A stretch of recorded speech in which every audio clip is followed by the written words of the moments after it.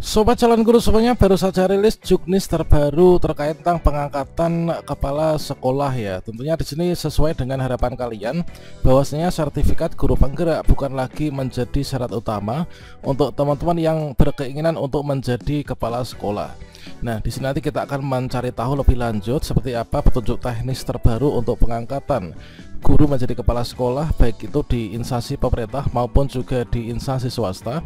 Silahkan simak video ini sampai selesai. Namun sebelum kita lanjutkan, perlu saya ingatkan, bagi teman-teman yang mungkin baru pertama kali menemukan channel Calon Guru ini, silakan klik tombol subscribe-nya, dan aktifkan notifikasi loncengnya, sehingga jika calon guru menyajikan update informasi terbaru, kalian tidak akan ketinggalan informasi. Baiklah sobat calon guru semuanya, baru saja rilis yaitu surat edaran dari Dirjen GTK tertanggal 21 Oktober 2024, yaitu terkait tentang penyampaian salinan keputusan Direktur Jenderal Guru dan Tenaga Kependidikan nomor sekian tentang petunjuk teknis penugasan guru sebagai kepala sekolah ya. Yang mana untuk isinya yaitu berkenaan dengan telah ditetapkannya keputusan Direktur Jenderal Guru dan Tenaga Kependidikan tentang petunjuk teknis penugasan guru sebagai kepala sekolah, maka disampaikan salinan keputusan direktur tersebut yang nantinya untuk diketahui dan juga digunakan sebagaimana mestinya. Coba kita langsung cek saja untuk per dirjennya. Jadi untuk di sini keputusan Direktur Jenderal Guru dan Tenaga Kependidikan yaitu di Kementerian Pendidikan nomor 4338 B.B1 HK031224 tentang petunjuk teknis penugasan guru sebagai kepala sekolah, teman-teman. Maka di sini adalah berisikan dari menimbang kemudian juga mengingat. Dan selanjutnya di sini untuk penetapannya, di sini kita cek langsung saja ya, yaitu memutuskan yaitu keputusan Direktur Jenderal Guru dan Tenaga Kependidikan tentang petunjuk teknis penugasan guru sebagai kepala sekolah. Yang pertama yaitu menetapkan petunjuk teknis penugasan guru sebagai kepala sekolah yang selanjutnya disebut sebagai petunjuk teknis sebagaimana tercantum dalam lampiran, merupakan bagian enggak terpisah ya dari bagian ini.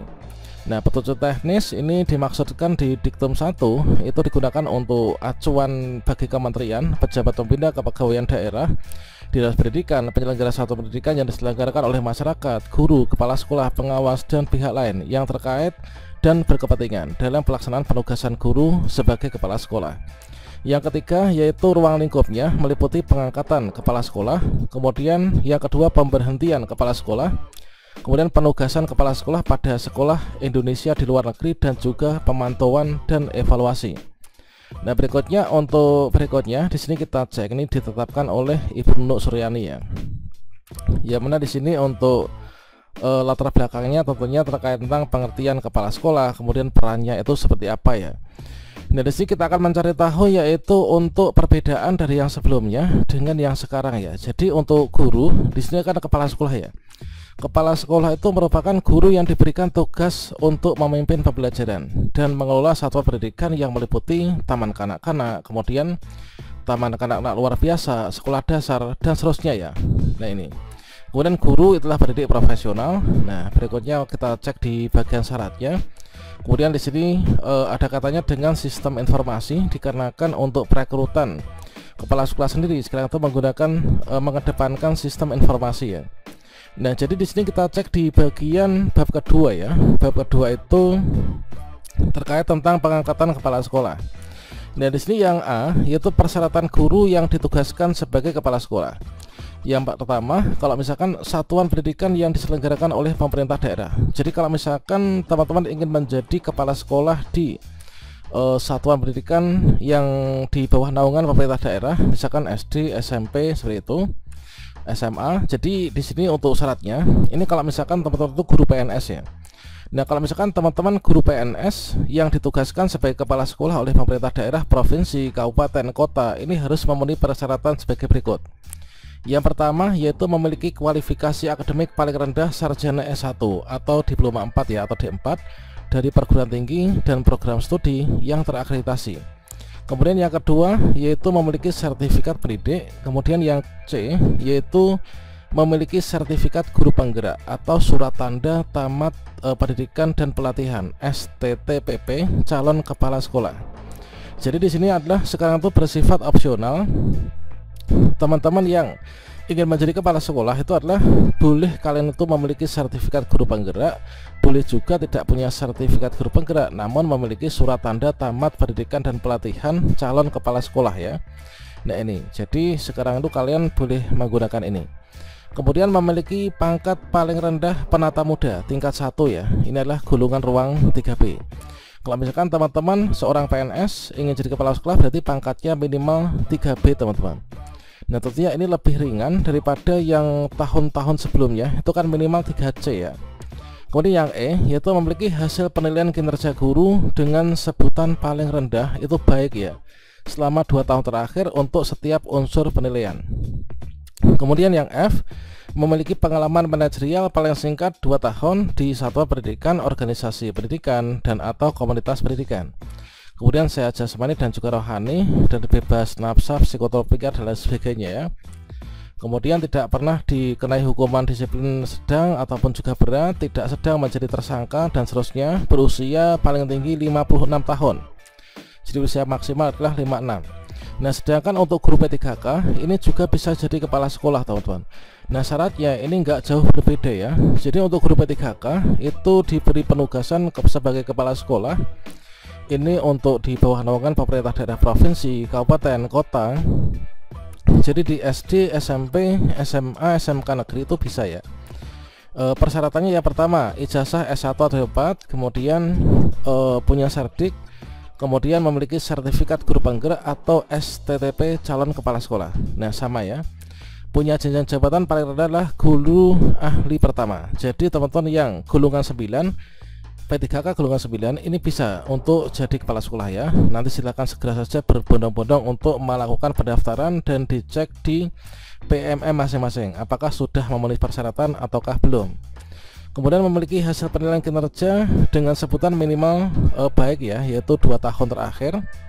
Kemudian punya pengalaman manajerial, sehat jasmani rohani, tidak pernah dihukum, tidak sedang menjadi tersangka. Nah ini hampir sama. Yang membedakan kalau dengan PNS tuh hanya pada bagian golongan saja ya. Kalau PNS minimal 3B, kalau misalkan P3K itu minimal adalah di golongan 9 teman-teman. Jadi lebih enak yang P3K ya untuk jadi kepala sekolah.